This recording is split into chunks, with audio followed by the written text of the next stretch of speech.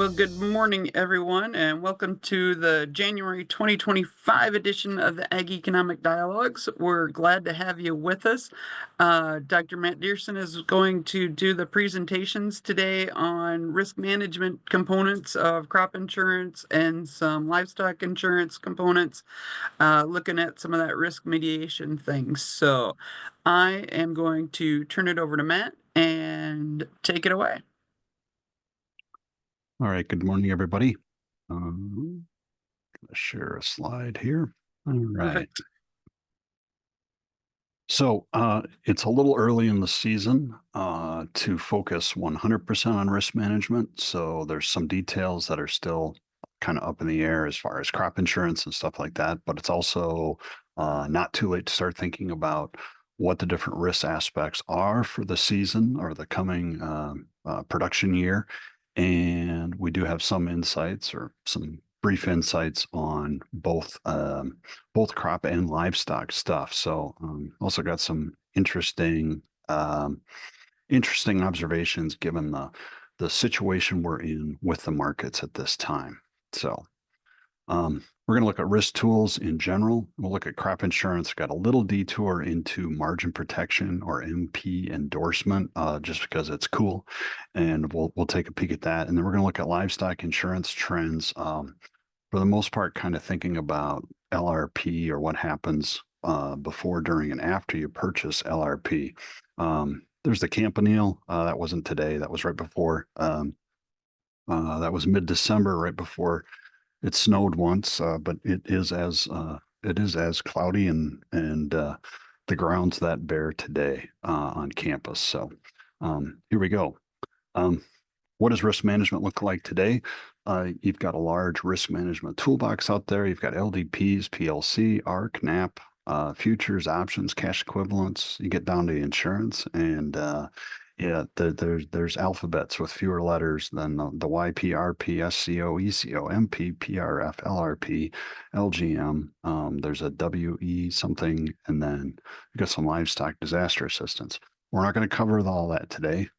Just a big sweeping overview, but I wanted to show the full scope of what's out there and kind of why it's a little bit daunting or overwhelming at times to think about just, I need to pick crop insurance this week, or I need to do something on the livestock side. So we'll take a look at that full laundry list of tools and ideas going forward. A quick detour, however, before we get into the sort of the specifics of crop insurance. The annual crop production report from the National Ag Statistics Service was released last week, and I grabbed or built this pie chart out of that to highlight a few different things. Corn and soybeans get most of the attention most of the time, especially related to crop insurance, and rightfully so. Last year, 35 and 32% of the cropland acres in South Dakota were dedicated to corn and soybeans. So the corn-soybean rotation is there, and that takes a huge chunk of the cropland. A couple of other crops highlighted in here. We've got the hay acres in there. Is the number 3 crop right now, about 3 million acres, give or take. Bring that up. There is crop insurance on hay. It's also pasture insurance can be used somewhat on hay, and the hay stocks are up slightly, and new crop seeding alfalfa acres were back up over 100,000 acres in South Dakota. So that crop's sitting there. But then the two that I wanted to highlight, one is wheat. Those acres continue to stay low or decline. But then that other crop there with the big 3% is grain sorghum. And anybody who drove across South Dakota saw a fair amount of grain sorghum this last year. It continues to increase, and it's past most of the other minor crops in terms of acreage. There is crop insurance on sorghum. It's tied very, very closely to corn, so it adds a small price adjustment to corn for the most part, but there's revenue protection and such So when you see sorghum, if you want to just lump that in or think about corn, I think that would probably be a good approach to that. The same with rye. It basically is tied with wheat. You can get insurance and treat those like the major or more predominant crops. We do have one. I've got a poll question here today. Just like you to, if you got a minute, just take and respond to this poll. Um, so Heather will throw that poll up and it says, what risk will be the most challenging for producers here in 2025? Maybe it's inputs, maybe it's fertilizer or rents or something.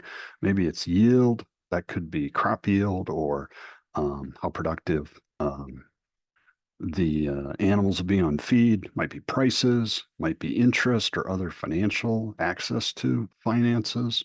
And then other is a catch-all because, well, maybe something else is a bigger deal. Maybe it's a policy issue. So if you would like, we'd appreciate if you'd answer that question and just throw your response in there as far as the biggest risk you see, either for yourself as a producer or for your customers or stakeholders you work with in terms of which one of those will be a challenge for 25. So give you another second or two here to respond to that. Like I said, we just wanted to get a general idea. And if you are tuning in afterwards and you want to weigh in differently, I'd say let's send that email to Heather or myself, and we'd gladly log your response in the future. So I'm going to end the poll. Thank you. So looks like prices kind of dominate things here, and so yeah, and I would not disagree that price risk would be a major risk going forward in 2025. Let's get rid of that survey. So, um, big picture. So the Farm Bill got sort of extended or rolled over. So that is a source of one type of risk management tool. So some of the government programs, the PLC and ARC are in there, price driven or area driven. So if price risk is a big deal, some of the price driven tools might be more appropriate. And I highlight in there different combinations that can happen. So for the most part, producers in South Dakota select PLC or ARC on their base acres, predominantly corn, soybean, or wheat crops. And then after that, they can also look at some of the shallow loss programs like margin protection, MP, or ECO, or SCO. So those have been talked about recently, but I just want to highlight that you can't overlap or overlay. Some different combinations of things aren't allowed. So this is just a rough idea of the allowed permutations. And I'll highlight the MP or margin protection just a little bit as we go through. What do the base acres look like? So this is from 2 years ago, is the latest that I found data out there. So corn dominates with 42% of the base acres, things you could apply PLC or other payments to. And then soybeans second, and then sunflowers down there at 4%. So that combination is different, of course, than what you observe in terms of planted acres or harvested acres, because you've got the decoupling continues between the base and what gets planted. So some of those tools aren't necessarily effective for managing the risk of a given crop, but that's where crop insurance kind of takes over and dominates. The trend here, this is just for corn, South Dakota. So the last few years, the dominant choice has been ARC, and you'll have to make that, or the growers will have to make that decision for the 2025 crop year coming up in the next month or two here. I did highlight that margin protection endorsement for a couple reasons. It has been more common to cover, or it is commonly adopted, and it's covering more acres in the last couple of years. So that puts it on the radar screen. But the other thing is the liability or the dollars of insurance coverage encompassed or reflected in the margin protection endorsement is 10 times the size of some of the other endorsements, the SCO and the ECO type thing. So it's becoming a little more common or looked at, and the dollars involved tend to be larger. The other types of dollars, if you want to think about it that way, would be um, either the total outlay or the dollars that the grower or the farmer puts in to pick up that coverage. So you see in 2023, just looking at the difference between the total premium and the subsidy level, um, South Dakota producers were paying about $25 million for margin protection endorsement. So margin protection covers um, an array of inputs, um, and I thought maybe I had the other slides in there. Covers an array of inputs in addition to also having some types of price and yield risk in there. Let's take a look at crop insurance in particular. So here's the projected prices at the moment for corn, soybeans, and spring wheat. So the 2025 numbers in there, all down from the 2024 levels. These are all projected. So these would be new crop futures prices as of this morning on corn and as of this morning on corn and soybeans. So corn sitting around 420, and soybeans were 1050 earlier this week, back down to about 1020 right now. Spring wheat's in there as well. And I've got, for comparison, I've got winter wheat, which was an actual price, coming in around around 10 something last fall. Now, so the price levels aren't as good at this time, or the projected price levels aren't as good or as high as they were last year. Slightly lower projected price should mean slightly lower insurance premiums for this year as well. But that needs to be coupled with the volatility in the market. So both corn and soybeans, this is from earlier this week, looking at new crops. So looking at December corn options and looking at November soybean options, volatility in both of those crops were down slightly compared to uh, the level at the end of February a year ago. So slightly lower prices, slightly lower volatility in those two crops should mean slightly lower insurance premiums and slightly lower coverage. All else equal here in 2025. Now, spring wheat was a little bit different. So, spring wheat is fairly thinly traded relative to, say, Chicago wheat, especially relative to corn and soybeans. So I had to take a look. There were some call options that had been trading at the money that I used earlier this week, and I backed out just a single observation to try to get at a rough idea of what spring wheat was looking like. So the spring wheat volatility at this time was looking to be a little bit higher than it was a year ago, but that market being so thin, I wouldn't get too excited about the volatility level that one sees in the short run.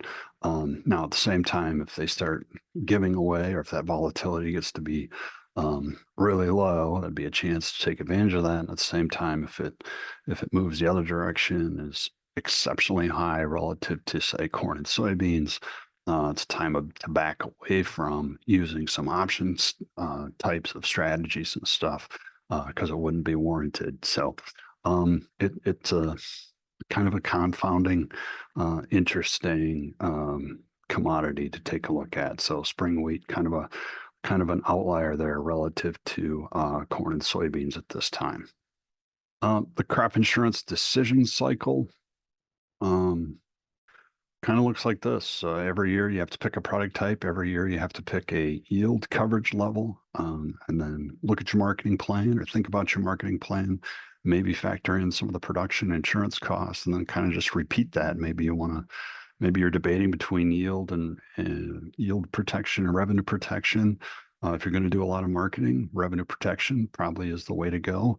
But if you're not going to do any of those forward pricing of any kind or have bushels committed for feed needs or something else, then maybe not using the harvest prices or the straight up revenue protection might not be as cost effective as some of the other choices. So very much depends year to year on what those differences look like, and it comes down to what's it look like on your operation.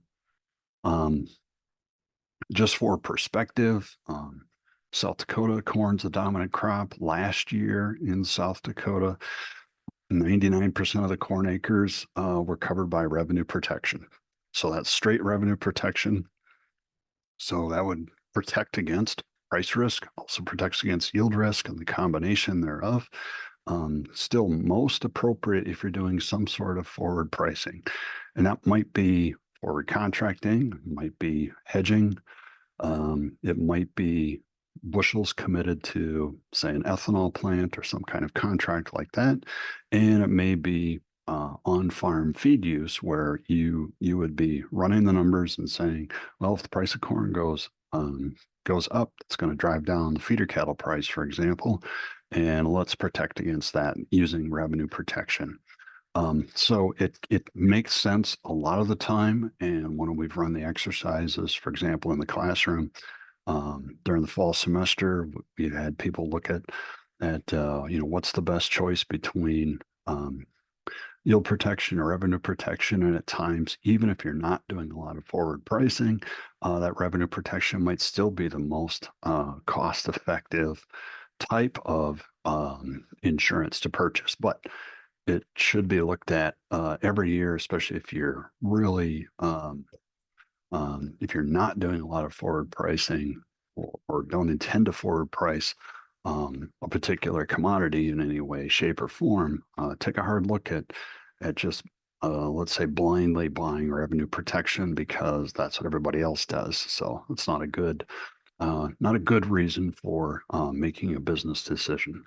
So revenue protection dominates. The other thing that sort of has been a fairly consistent trend in 2024, 70 vast majority of corn acres in South Dakota were insured at the 75% coverage level.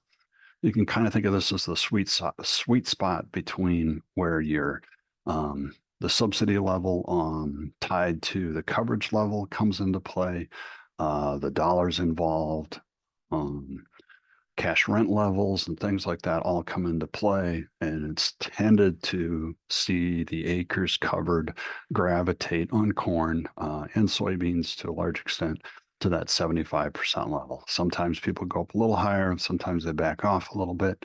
But 75 has kind of become more dominant through time here. Another major sort of observation would be the unit structure. And when I look at the slide, it looks like some of my units have disappeared from my units chart. Go figure.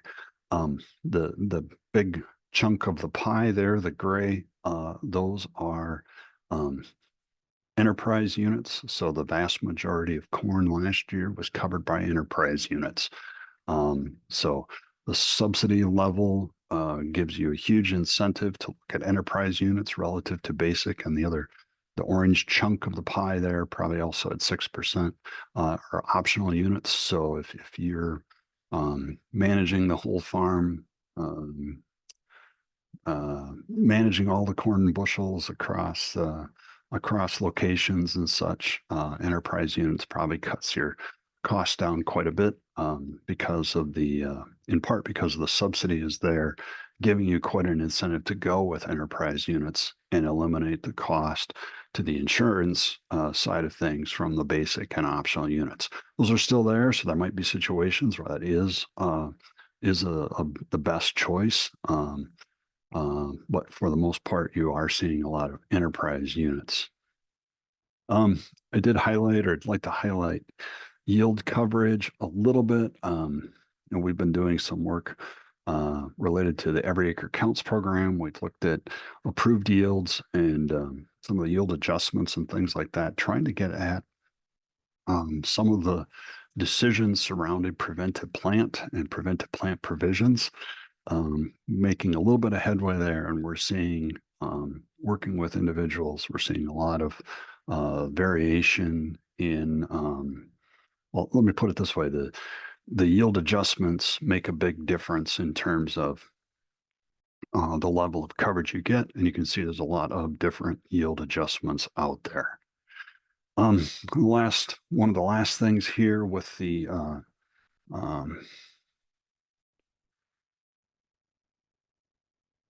trying to see the way PowerPoint's working with me today. It's not cooperating. Here's the soybean to corn relationship. So this is real early in the season, but do like to sit down and look at the relative price of soybeans to corn using new crop futures. So November soybean futures divided by December corn futures. So that November bean 1020, corn to 420. Take that ratio and it puts you right around 2.3-ish, that area. So when I look at the chart, let's get a little highlight thing in here. Recently, that would say that the soybean to corn price is hanging out right around 2.3. That would send you over here then to look at the perspective soybean to corn acres. That ratio is specific to South Dakota. So in South Dakota, when the price of soybeans gets relatively high compared to corn, you tend to have a greater share of soybean acres. So out here, a lot of soybean acres got planted relative to corn, a couple of times exceeding it. Here's last year. Here's where last year ended up. So even though there was a pretty good incentive from just a price standpoint to go with soybeans, a few more producers went with a few more corn acres last year. If we had to guess this year, putting it at 2.3, coming over, you'd see that you'd be in this somewhere between the 85 and 90%. So the ratio wouldn't be much different than last year from an acre standpoint, but the price ratio is doing a little bit more lately to favor corn compared to last year. So you can see the strength of that relationship over time and those big outlier years that can happen from time to time as well. Last thing with specific to this time of year, just want to just highlight two relationships. One, here's the regular term structure for corn options. How do you read this chart? Well, you got the March corns on the board, and you got March and May and July are in here, September are in here.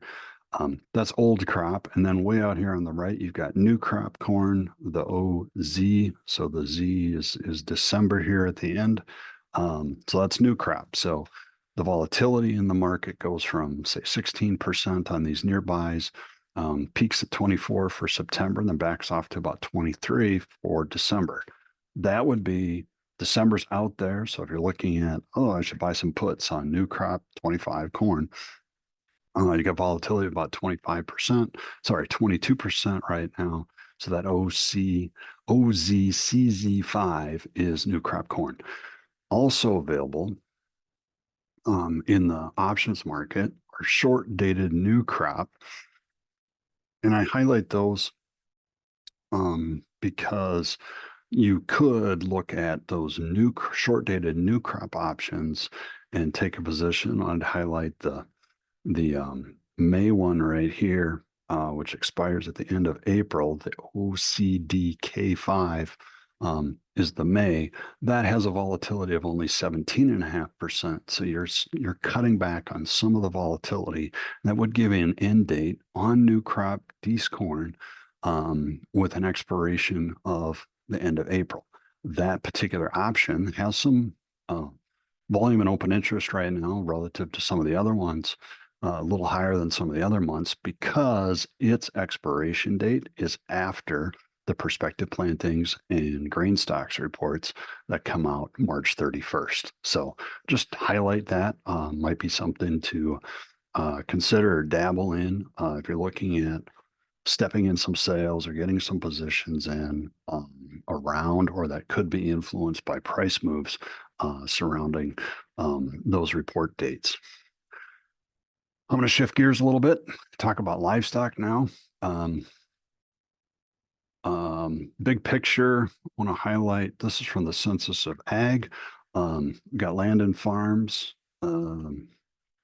So for both the US and South Dakota, and you can see the total pasture, about half of the acres in the US and a little over half the acres in South Dakota would be pasture acres. So permanent pasture, woodland pasture, other pasture.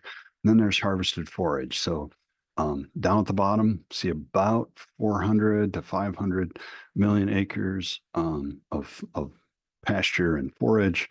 And then in South Dakota, 23 and 3, so about 26 million acres across those two things.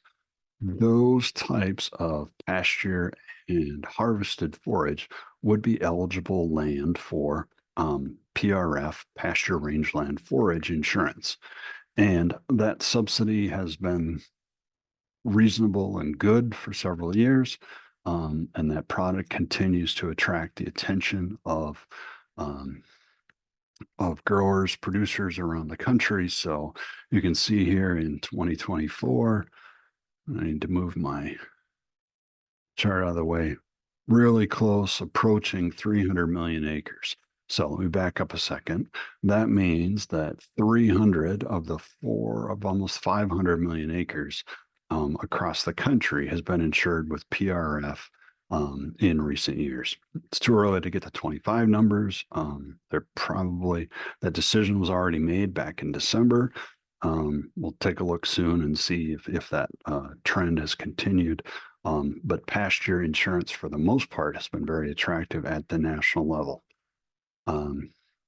South Dakota, similar thing in terms of the relative scale, but you can see just over 6 million acres insured. So as a percent of total insurable or potentially insurable, South Dakota is now fallen behind the national level. So some states like Arizona, Nevada, Texas and stuff, the size of the individual contracts are very large relative to South Dakota. So a small number of producers can make a big shift in the total as well. But I wanted to highlight that. And it does continue to pay off or be effective. Generally, what you get back in indemnities exceeds the net cost, both at the state and national level. So PRF is there. The one drawback with PRF is the total dollar of liability isn't as close as or as high as you'd see on some of the other crops.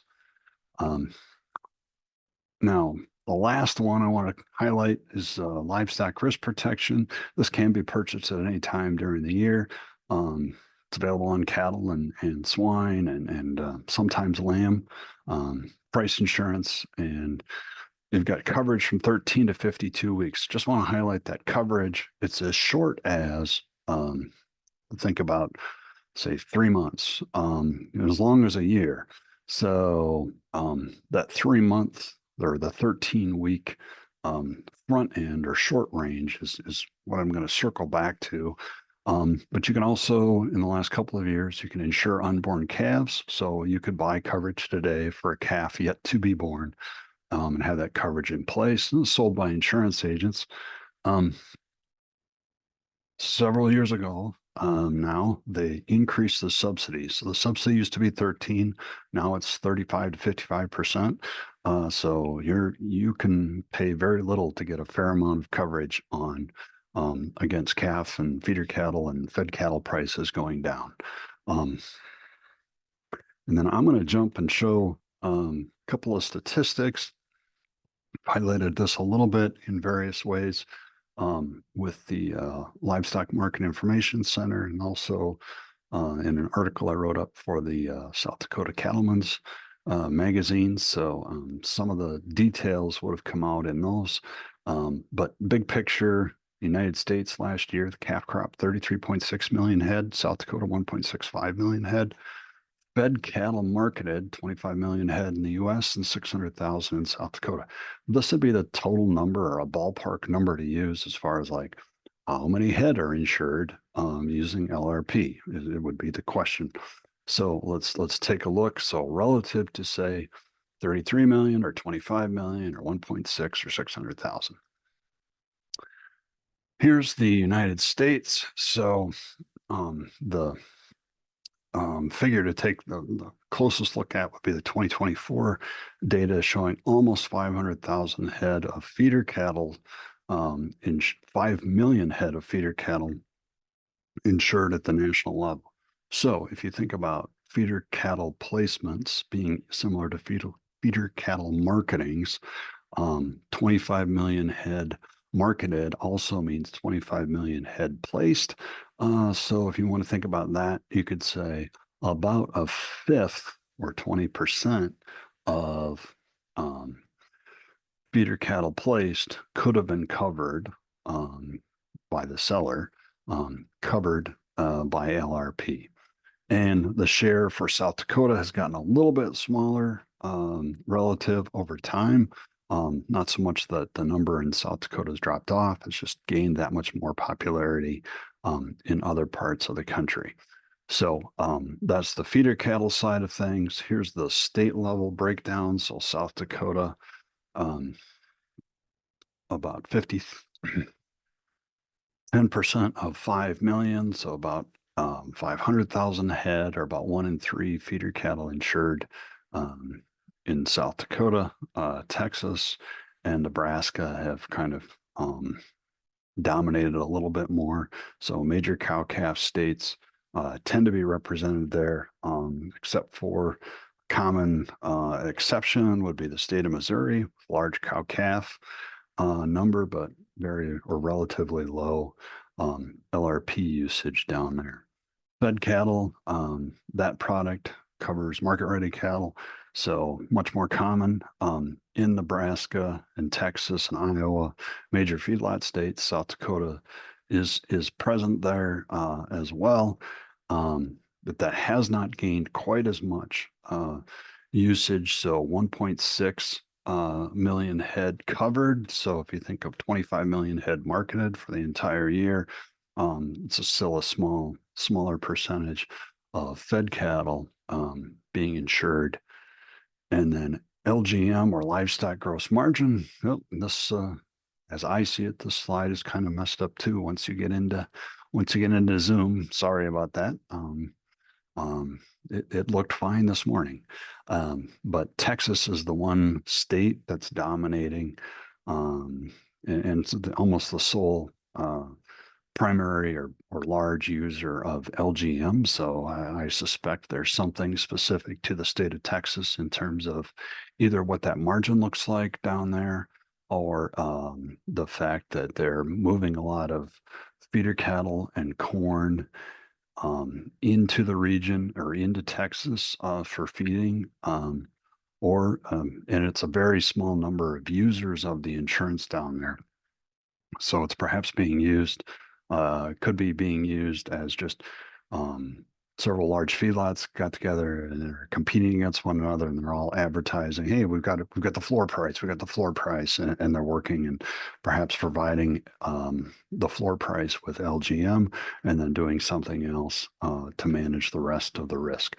Not sure. It's an interesting observation, and it's a very stark difference for Texas relative to the rest of the country, specific to LGM. And then the last thing with the kind of a special case with LRP. LRP can be purchased on feeder cattle. I suspect that there was a fair amount of feeder cattle insured before or as backgrounding started. So back in November, when prices on this chart, we get the highlighter out here again. Back in November, prices were down around 240 on the board. So feeder cattle futures of 240 would be $240 per hundredweight. That gets multiplied by the expected finish weight of a feeder steer in March of 25. So last November, they're going to background, feed them till they hit um, probably 800 pounds. So take the 240 times 8 to get a value for the animal. And then you can see that since that time, and maybe LRP was purchased back here around 240, or when the futures market was at 240. Since then, the futures prices have climbed and climbed and climbed and climbed. So now the futures price is up closer to 270. How to put that value change in perspective. If it's now 270, it was 240, that's a $30 per hundredweight increase. 30 times 800 weights means the board is now giving you, or the futures market is reflecting, a value of $240 per head higher than it was when you decided to start backgrounding, or your producers decided to start backgrounding cattle. If you bought LRP when the prices were around 240, you might have a floor price, very reasonable, in place around 235, for example. And now the price has moved in the direction you wanted. You had the protection in place. Now prices have moved much, much higher. And we're also in the window when, if you're going to actually sell these backgrounded cattle in March, there's not 13 weeks left for you to buy another round of LRP. So LRP only goes out a minimum of 13 weeks. So you don't need to buy coverage that ends in July if you're going to sell the feeders in March. So it's a different situation, but one we've given a little thought to. And what could you do if you are in the situation and you saw prices increase substantially from when you bought LRP back in, let's say, November? Well, you can use a rolling strategy. You might do nothing, might hope that prices continue at these high levels until March and pick up the higher price. There's nothing that's going to happen to that floor that you maybe have in place at 235. You could, option number two, you could look at buying a put option. So not use LRP anymore, or just leave your LRP in place, work with your broker and buy a new option, or buy a put option, giving you a much higher floor price. So at the premiums observed the other day, you're probably looking at a floor price instead of 235, probably a floor price 260, 265, readily available right now. Option three, you could sell a futures contract and just lock in whatever the high price is. So if we look at the chart here from earlier this week, if you say, hey, if we get to 270 again, sell at 270, and you're going to get to 270, and you're going to ignore all the price move that happened before, and you're going to have a much higher price level than if you were expecting 240, for example, back here in November. Fifth thing you can do, sell a futures contract and buy an out of the money call. Effectively, you're building a synthetic put. So you're saying, I like this 270.